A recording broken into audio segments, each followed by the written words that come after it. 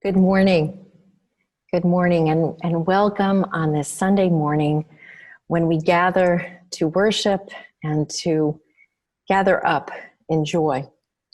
My name is Carolyn Paterno. I serve our congregation in New London, Connecticut, All Souls. And on this morning, I have the great honor of leading worship with my beloved colleagues and friends, Reverend Elia Kemmler, who serves the First Parish Church of Groton, Massachusetts, and Reverend Ellen Spiro, who serves First Parish of Chelmsford, Massachusetts. Today we have the great exuberant joy of welcoming with us 4 Connecticut Unitarian Universalist congregations: the Unitarian Universalist Society East of Manchester, the Unitarian Society of Hartford, the Universalist Church of West Hartford, and Shoreline Unitarian Universalist Society in Madison. And from beyond New England to the south, we welcome the Unitarian Universalist Church of Reston, Virginia. And as we welcome all of you, we send an exuberant shout out to our colleagues who serve you: Josh, Kathy, Heather, Adam, Jean, and Deborah. It is so good to be together. Elia. It is so good to be together. Let's take a moment as we begin our service to just breathe together. I invite you to settle into your chair or sofa or wherever you are, and to just rest for a moment in the strength of this gathered community of congregations. We are connected by threads of faith and kinship beyond walls and beyond screens. It is so good to be together this morning. Our opening words are called Thirst by Gretchen Haley, who is the minister of the UU congregation in Fort Collins, Colorado. She writes, "Start with the thirst. The deep well you have been forgetting, ancient and ready to be soaked without shame. The well your grandmothers dug for you.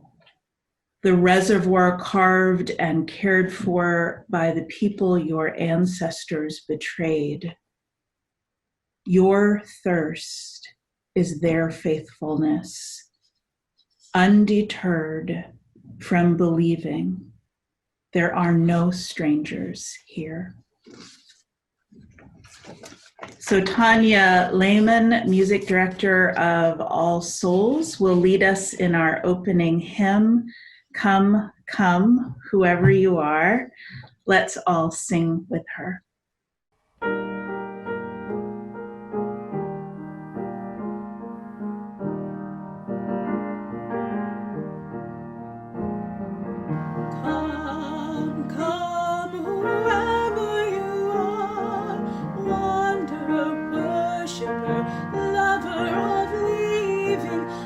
Is no caravan of despair. Come, yet again come. Come, come, whoever you are, wanderer, worshiper, lover of living, ours is no caravan of despair. Ours is no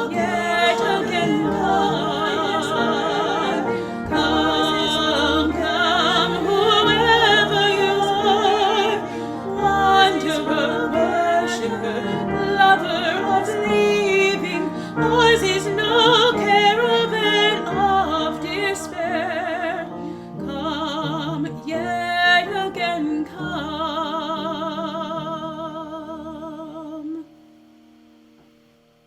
Thank you, Tanya. That was beautiful. I invite us now all to join in lighting our chalice with these words by Valarie, Kaur. Be open to wonder.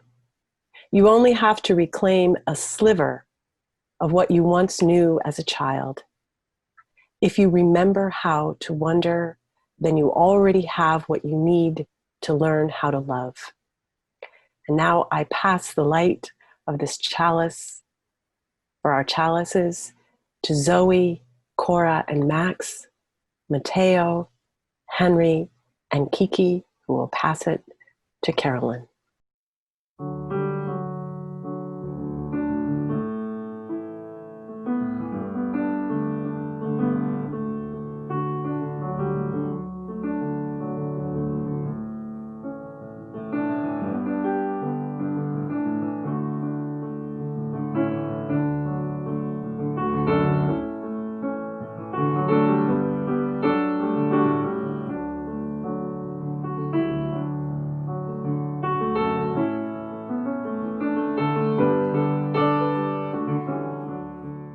So let's sing together now, Spirit of Life by Carolyn McDade.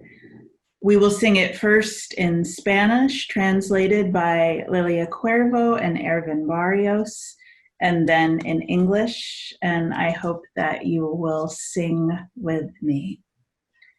Fuente de amor, ven hacia mí, y al corazón cántale tu compasión. Sopla volar, sube en la mar, hasta moldear la justicia de la vida. Ayúdame, libérame, fuente de amor, ven a mí, ven a mí. Spirit of life, come unto me. Sing in my heart all the stirrings of compassion. Blow in the wind, rise in the sea, move in the hand, giving life the shape of justice. Roots hold me close, wings set me free. Spirit of life, come to me, come to me.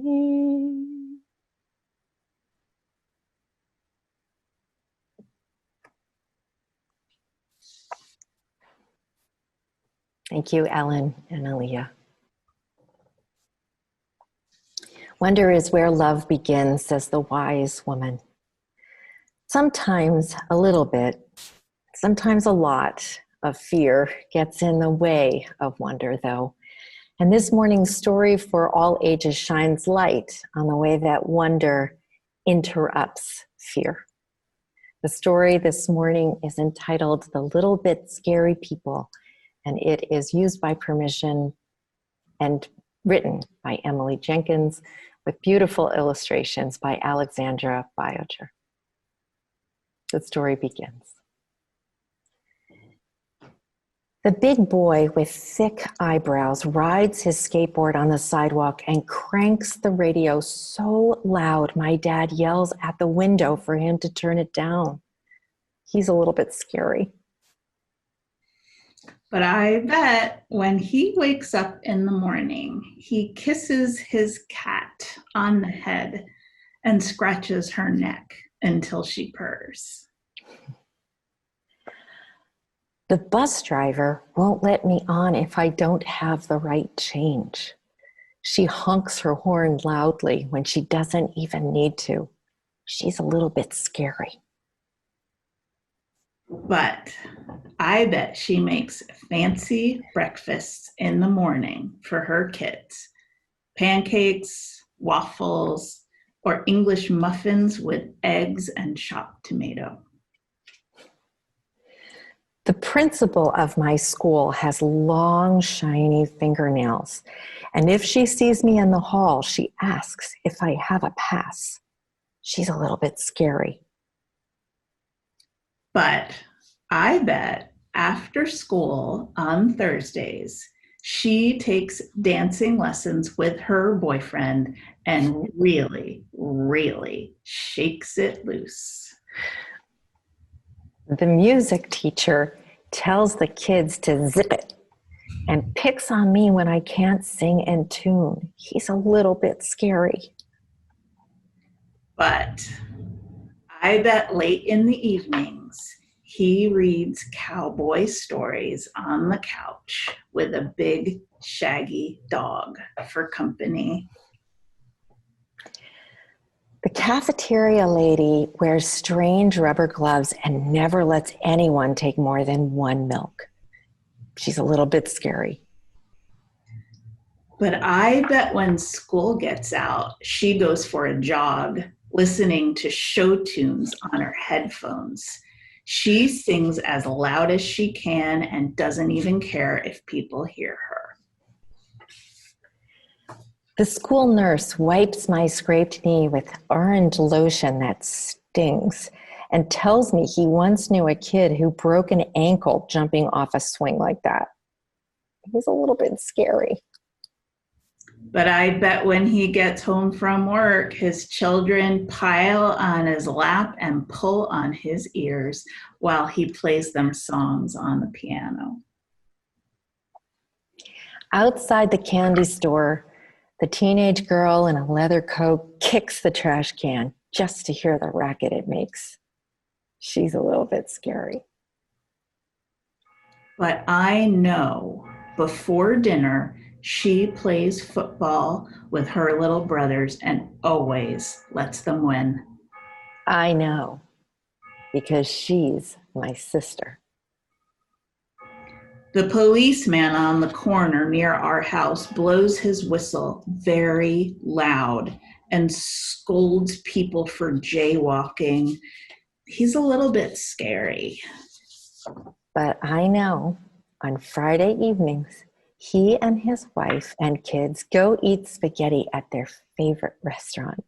He likes the garlic bread, but he worries about his breath. I know, because he's my dad. Some people are a little bit scary. But then, sometimes, most times, maybe, I think, they really are not. The end. The end.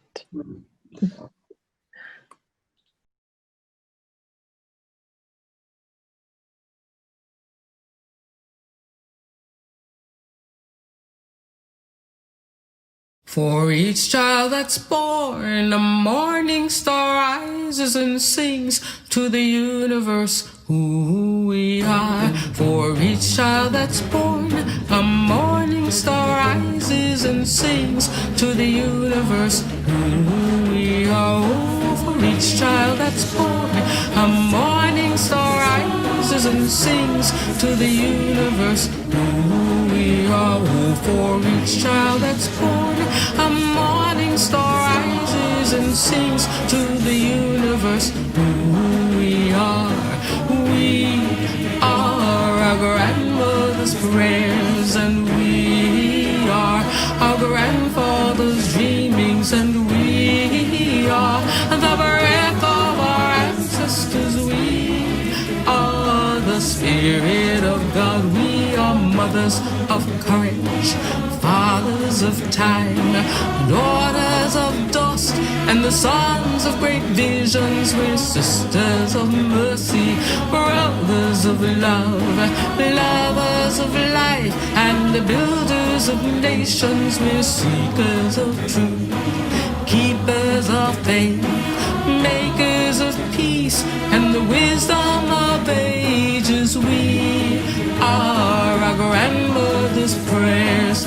We are our grandfather's dreamings, and we are the breath of our ancestors. We are the Spirit of God. We are mothers of courage, fathers of time, daughters of dust, and the sons of great vision. nations. We're sisters of mercy, brothers of love, lovers of life, and the builders of nations. We're seekers of truth and keepers of faith.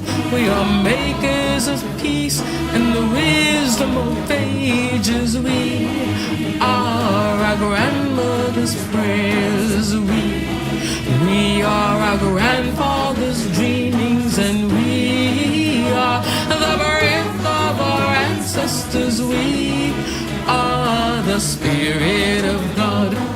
We are our grandmother's prayers, and we are our grandfather's dreamings. We are the breath of our ancestors. We are the Spirit of God. For each child that's born, a morning star rises and sings to the universe who we are.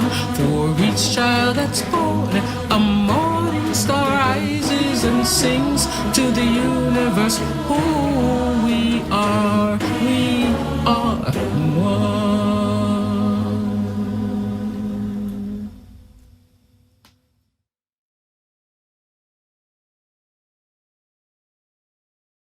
We are our grandmother's prayers, and we are our grandfather's dreamings, and we are the breath of our ancestors. We are the Spirit of God. We are mothers of courage. Wow, it is so amazing to hear so many Unitarian Universalists sing together. And that is one of my favorite of the Sweet Honey in the Rock songs anyway. For each child that's born, a morning star rises and sings to the universe who we are. And it is that wondering and remembering that each of us is a child of the universe that I think informs See No Stranger, Manifesto on Revolutionary Love by Valarie Kaur. Here's a reading. Wonder is where love begins, but the failure to wonder is the beginning of violence. Once people stop wondering about others, once they no longer see others as part of them, they disable their instinct for empathy. And once they lose empathy, they can do anything to them or allow anything to be done to them. Entire institutions built to preserve the interests of one group of people over another depend upon this failure of imagination.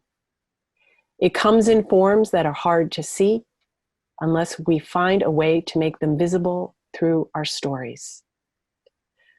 The call to love beyond our own flesh and blood is ancient. It echoes down to us on the lips of indigenous leaders, spiritual teachers, and social reformers through the centuries. What has been an ancient spiritual truth is now increasingly verified by science. We are all indivisibly part of one another. We share a common ancestry with everyone and everything alive on Earth. The air we breathe contains atoms that have passed through the lungs of ancestors long dead. We can look upon the face of anyone or anything around us and say, as a moral declaration and a spiritual, cosmological, and biological fact, you are a part of me I do not yet know. But you do not have to be religious in order to be open to wonder. You only have to reclaim a sliver of what you once knew as a child. If you remember how to wonder, then you already have what you need to learn how to love.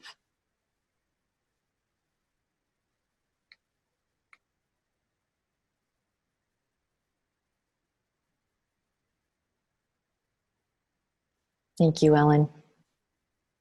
Our second reading is from the beloved children's book, Charlotte's Web by E.B. White. It is a reminder of the wonder of childhood, the wonder that so many grown-ups need to reclaim at some point or another in our lives. Long before Sunday came, the news spread all over the county. Everybody knew that a sign had appeared in a spider's web on the Zuckerman place. Everybody knew that the Zuckermans had a wondrous pig. People came from miles around to look at Wilbur and to read the words on Charlotte's web. And so on Sunday, the church was full. The minister explained the miracle. He said that the words on the spider's web proved that human beings must always be on the watch for the coming of wonders. So ends the story.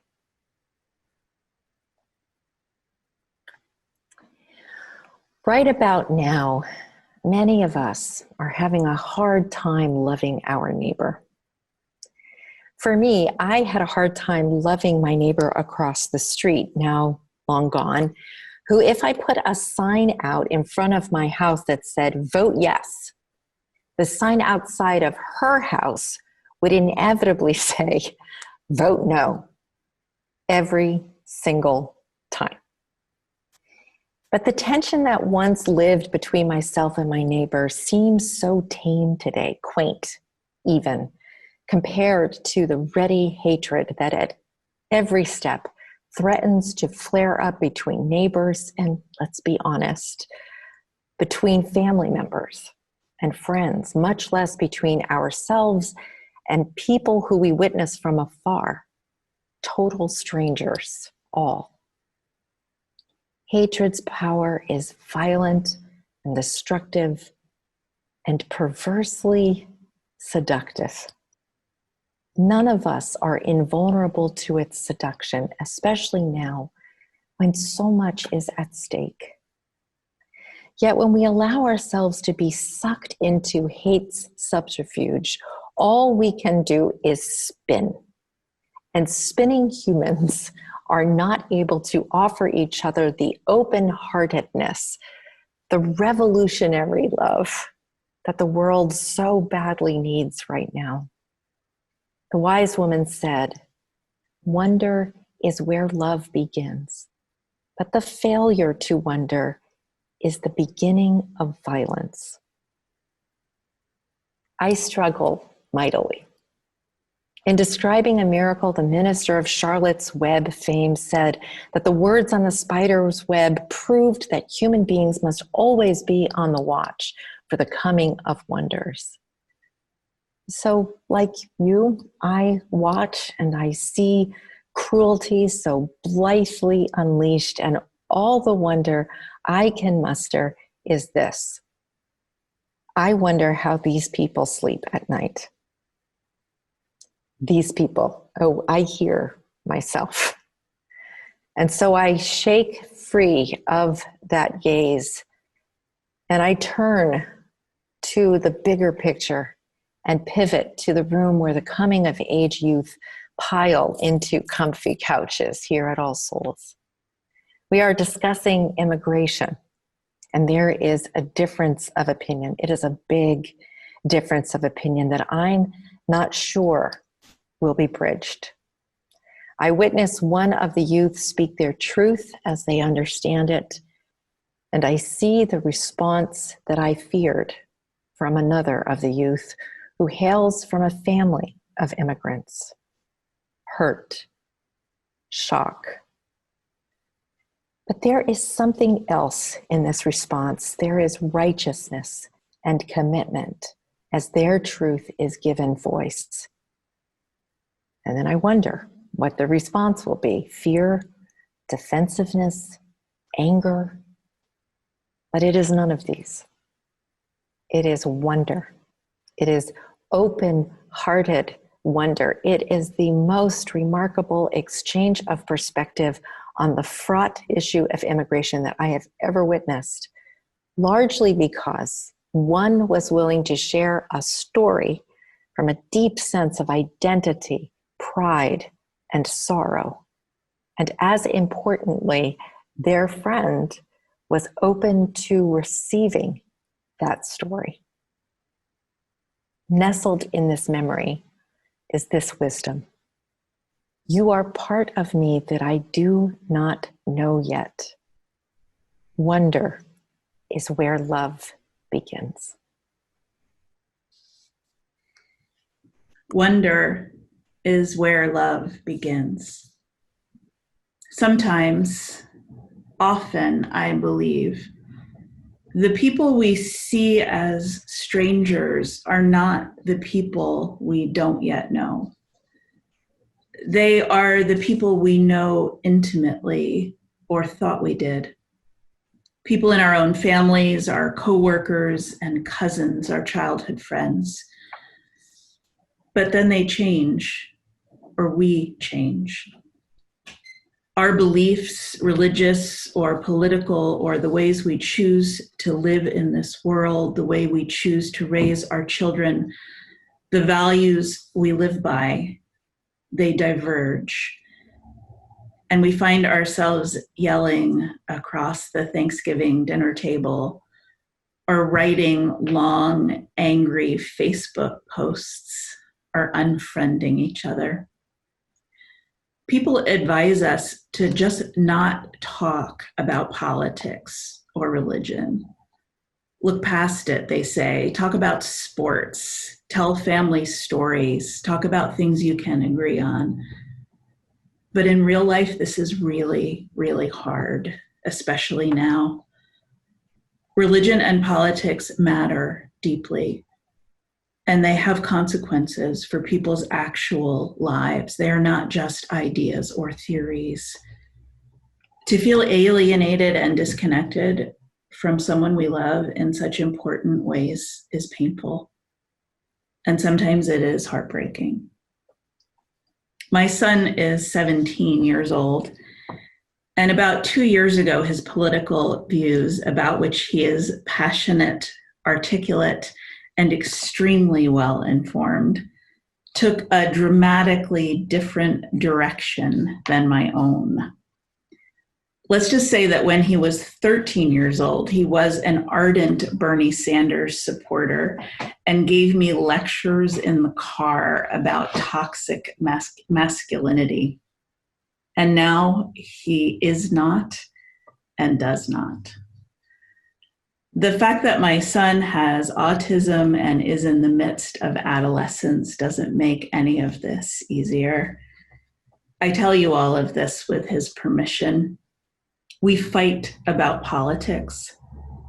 He quotes facts and statistics I do not believe in, but he has a mind like a steel trap for facts and statistics and remembers most of what he reads and hears. I do not. So my response is usually something like, that is just so wrong, which does not impress him. I invariably start talking about how he abandoned the beautiful Unitarian Universalist values he was raised with and the loving, compassionate community he was raised in. I say that the values he has chosen are breaking my mother's heart. Yes, I go there. He counters. He was brainwashed as a child and is grateful he has now seen the light. We are mutually disappointed in each other. We are sometimes, often, mutually furious at each other, and I miss him. But here's the truth. My son is not gone. He is right in front of me. A couple of weeks ago in the McDonald's drive-thru, he saw a woman walking around the parking lot looking down at the ground. She looked like she was having a hard time. "Mom, is she okay?" he asked me. I had not even noticed the woman, to be honest. "I don't know," I said. "I'll ask the person at the window." I asked the cashier who told us, Oh, she comes here every day to look for change that people might have dropped in the parking lot. My son jumped out of the car, his wallet in hand, and pulled out a $10 bill I didn't even know he had. I watched him walk over and stoop down to her. He is extremely tall, and hand the money to the woman. He was tender. He spoke softly to her. When he got back in the car, I said, "Thank you. That was very, very kind." And he answered in a joking way, "Mom, I thought you said I've lost my compassion." My heart broke again when he said that, but differently. It broke open a little bit wider. And I realized that my son needs me to see him, to know him for the complicated, kind, loving person he has always been and still is now. He needs me to continue to wonder about him. And he needs me to be radically on his side, which means loving him as he is in this moment, even as I hold on to my fervent hope that his beliefs will change, or at least mellow a little bit. So I'm trying to ask him questions. I am trying to listen to his story of why he believes what he does, and to hear the longings and the hopes in what he tells me. And we still fight. I wish that I could say we didn't. I wish I could tell you that I have found the answer or the solution, but I have not. There is only the practice of love.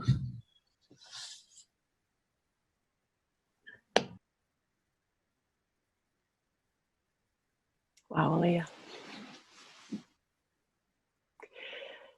Aaliyah, I am so grateful to you for introducing me to Valarie Kaur's book.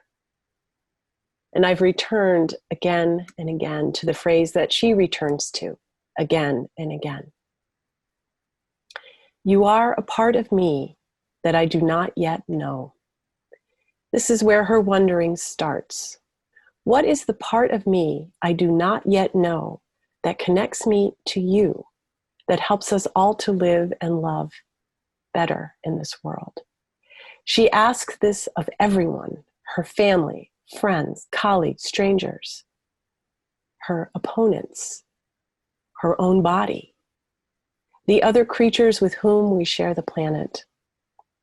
Wondering creates relationships and opportunities that may return to us in surprising ways and even save our lives. I am here in part because my grandmother wondered about, rather than feared, the enemy soldiers who had been quartered in her apartment in Krakow, Poland during World War II. She wondered what it must be like for these two young men, boys really, to be far from home in a country where they did not speak the language or know the people. So she asked them about their lives and learned that they were sons of farmers from Austria who had been drafted to fight in a war that they didn't believe in for a country that was not theirs. She treated them as she would any guest in her home, making sure they were comfortable and well fed. In return, they treated her and her family with respect and even helped repair broken things around the house, around the apartment. Soon they were sent to fight on the Eastern Front, a brutal campaign that cost millions of lives. But my grandmother would hear from them again after the war ended. They had survived and been captured by the Allied troops. And they asked her to write them letters of humane treatment so that they could find work under the Allied government, which she did, very glowing ones, as they had been kind.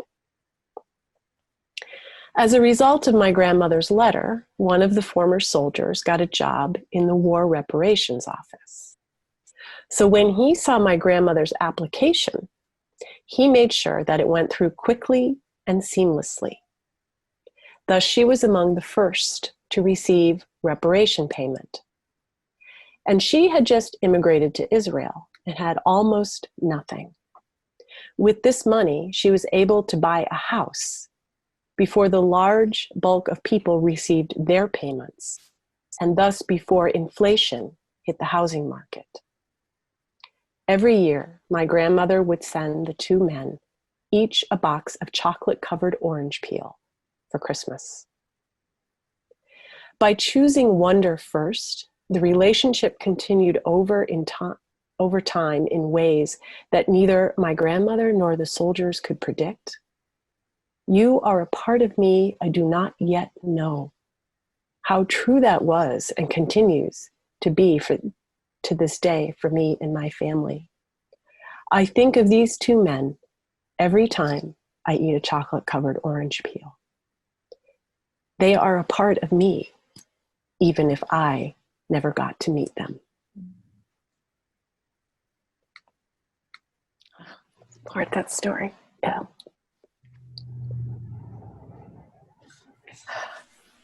You are a part of me I do not yet know. The stories shared in this hour illustrate this wisdom. Within each of us are the little bit scary people. And sometimes that person, that little bit scary person, is our friend. A son. A soldier.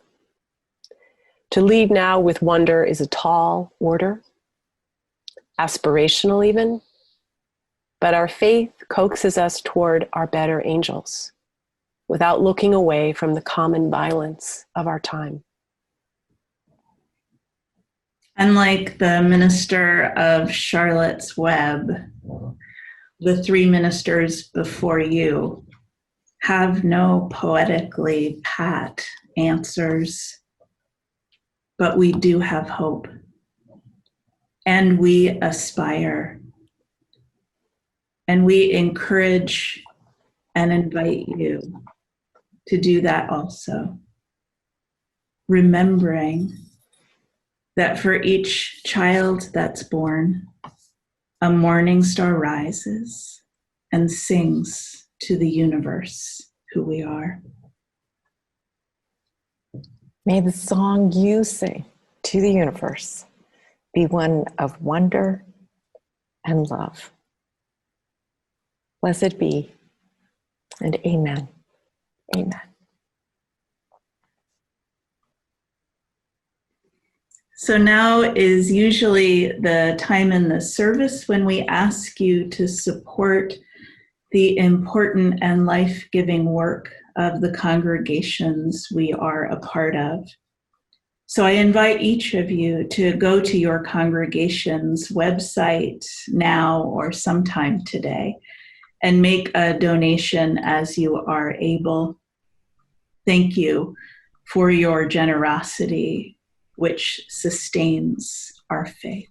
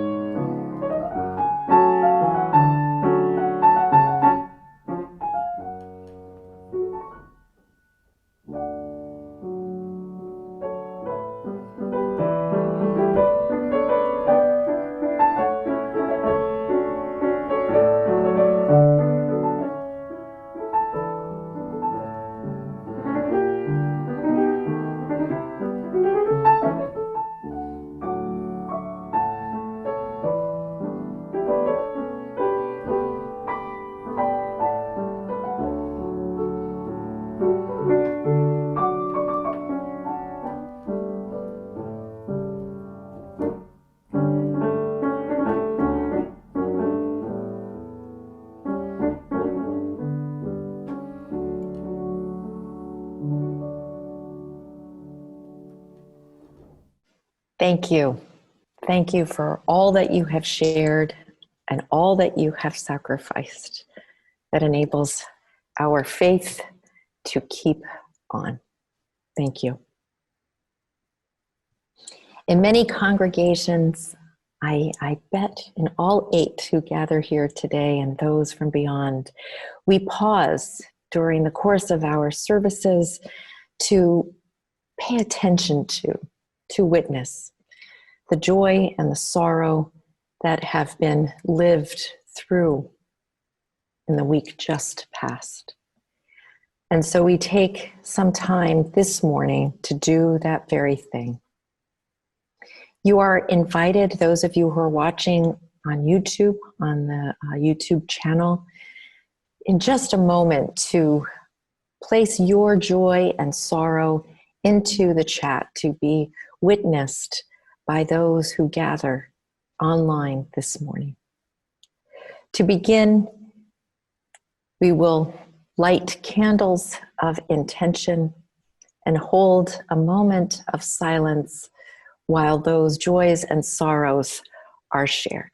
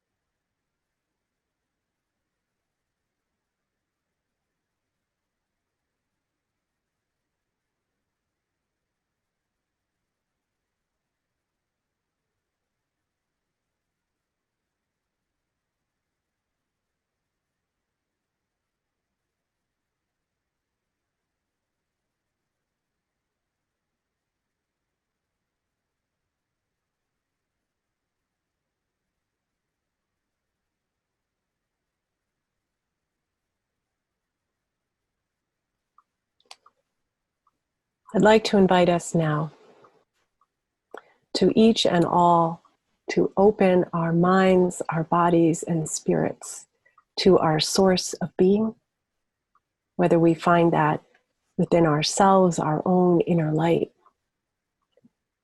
in the company of others and the communities that we are part of,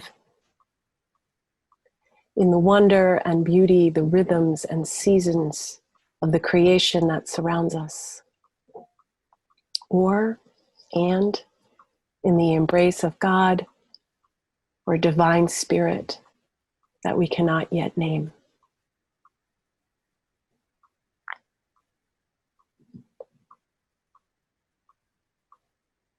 Spirit of life and love,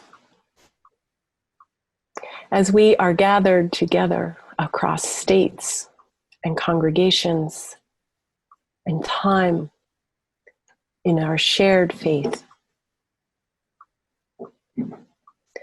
we hold the joys and sorrows shared in the chat this morning,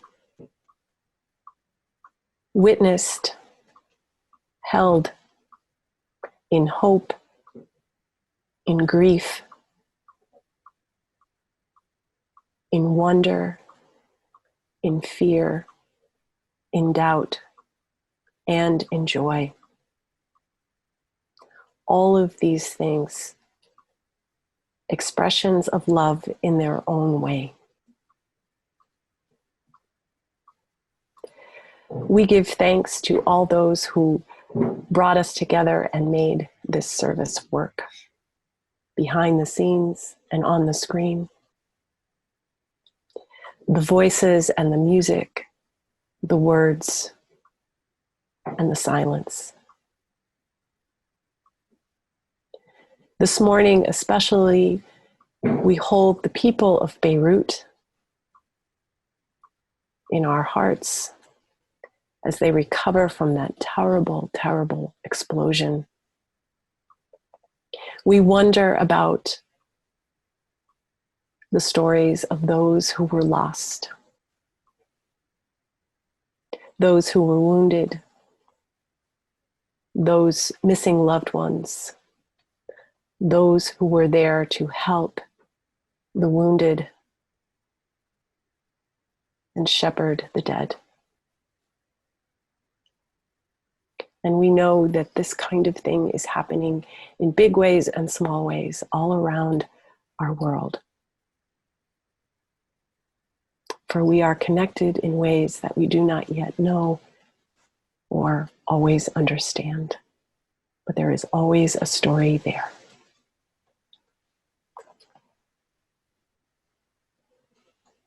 So taking what we need from one another of gratitude, of comfort, of hope, I say amen and blessed be.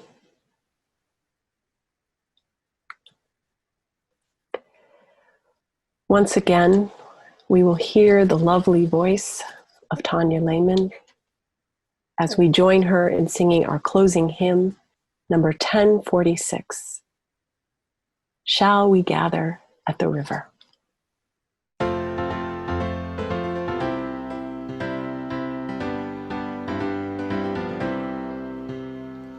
Shall we gather at the river where bright angel feet have trod, with its crystal tide forever flowing by the throne of God?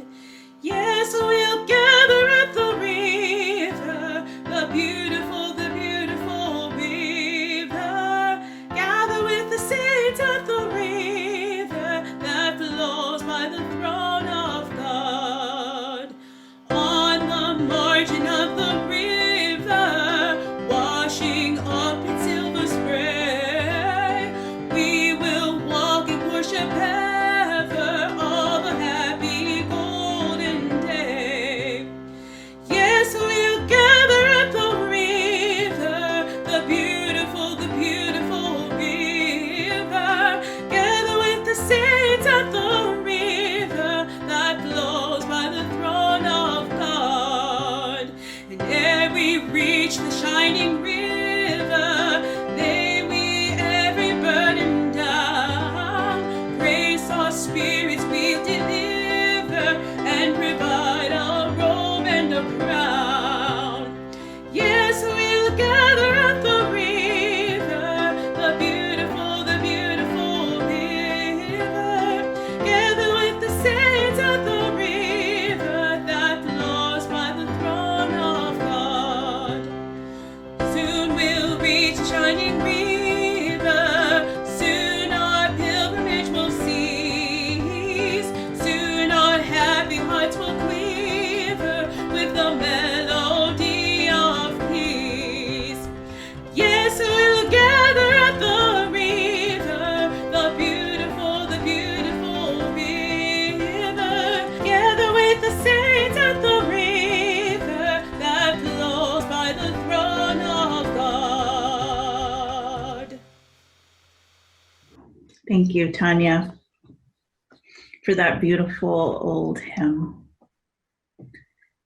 So let's say together the words for putting out our chalice flame, but may the brightness of that flame stay with us. Our service has ended, but our work is not yet done.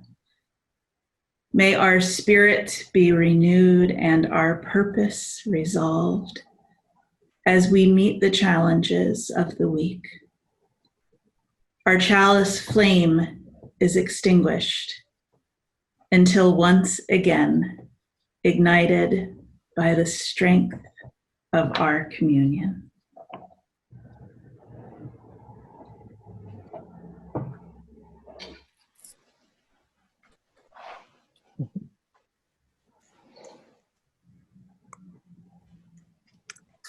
Thank you, Aaliyah.